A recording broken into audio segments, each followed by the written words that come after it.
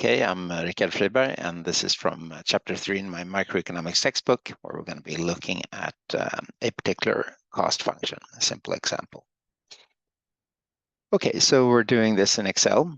We have going to be interested in the relation between the cost of production, how many euros it costs to produce, and the number of units that we're producing. So, okay, so over here in this column here, we have different levels of quantity, so 0, 1, 2, 3, etc. So this could be units of bread, bicycles, whatever we're interested in.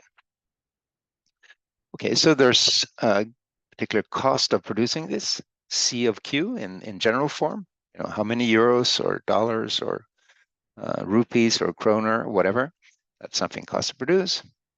That's equal to 30 plus Q squared. So what's the different quantities here? Well, we take those from this column, of course. Okay, so we can refer to the cell as B7, and we raise that to the power of 2 since it's taking quantity squared. Okay. Similarly here, we would say 30 plus, now it's B8 raised to the power of 2 squared, etc. Or we could just put ourselves in the right-hand corner, right click, and pull down. Okay, so this will give us the total cost for producing different levels of quantity. We're also interested in various aspects of this, various averages and margins, etc. So let's look at that. The first here is average total cost. So that's just what it sounds like. It's a total cost, the average of that. So total cost divided by the number of units that we're producing. Okay, so we could either just fill in the full formula, or we could, well, note that, well, the total cost, we already have that here in column B. We don't want to divide by 0, so we can skip that. So here we're having B8, or rather we're having C8, which is the cost here, divided by B8, which is the number of units. Okay, so 31 over 30, that's equal to 31, or 31 over 1, rather. Here, average 32 divided by 34 divided by 2, that's 17, etc., etc. Okay, so we have an average total cost curve.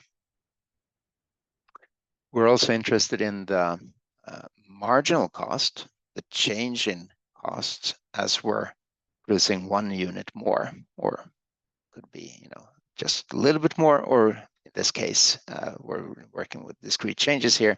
It will be the change in costs of producing 1 unit more.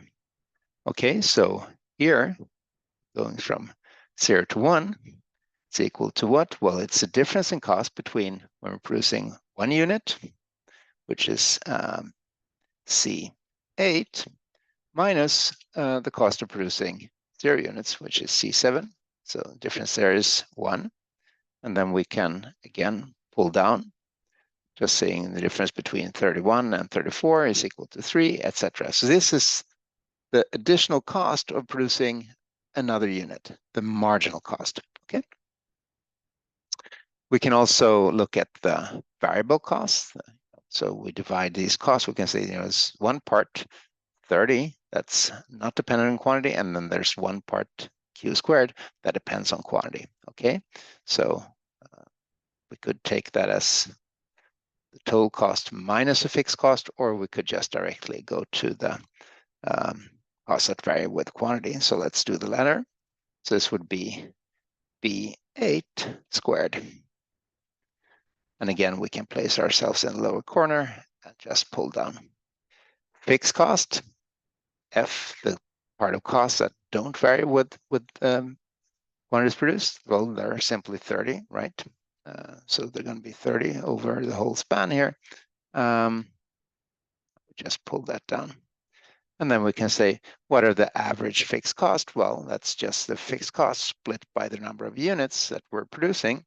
So that's equal to here, just say 30 divided by the number of units. Well, we can again skip 0 since that doesn't turn out well to divide by 0. So 30 divided here by B8, which is 1.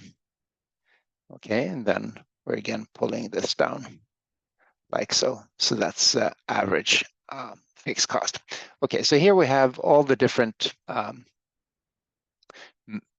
we have the cost function and all the different aspects of the cost function that we'll be using intensively in the course and that we're using intensively in economics in general. Okay, and we can also, as we do in the book, we can make figures of this, some graphs. So here, for instance, we're taking a total cost, making a graph of that.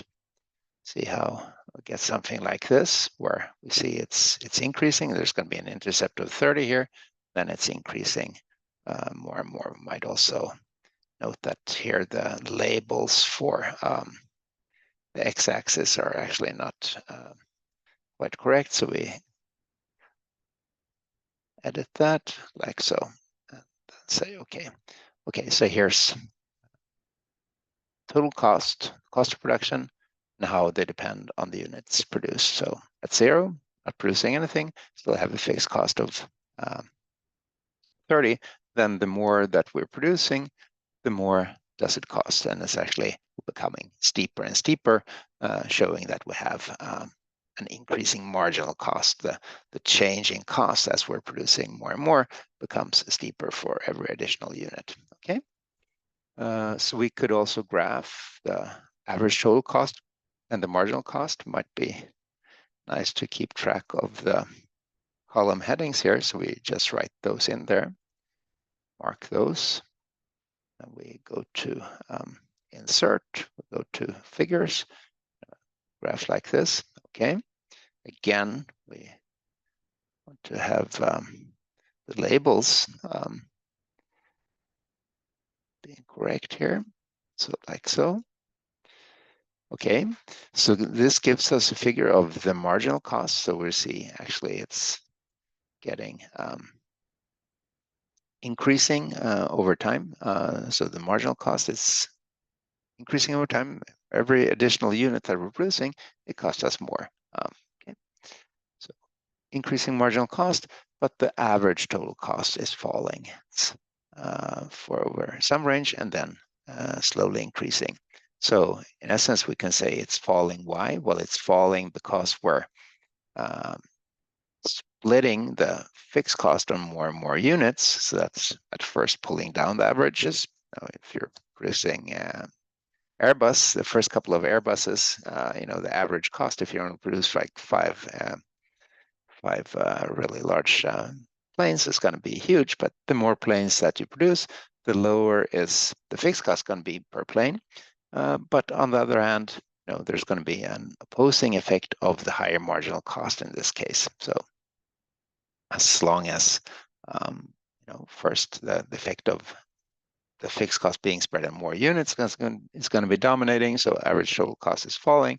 But then at some point, the increasing marginal costs are going to be dominating and are going to pull the fixed cost or the average cost up. Okay, and where this happens in the exact shape, of course, depends on precisely how the cost function looks that we're looking at. And we can also note that, as we say in the text, we see it's not super clear here, but the marginal cost is cutting through the average total cost at the lowest point of the average total cost curve. The intuition is simply this: as long as we're adding units, adding cost units in a sense that are lower than the average, they're helping to pull the average down.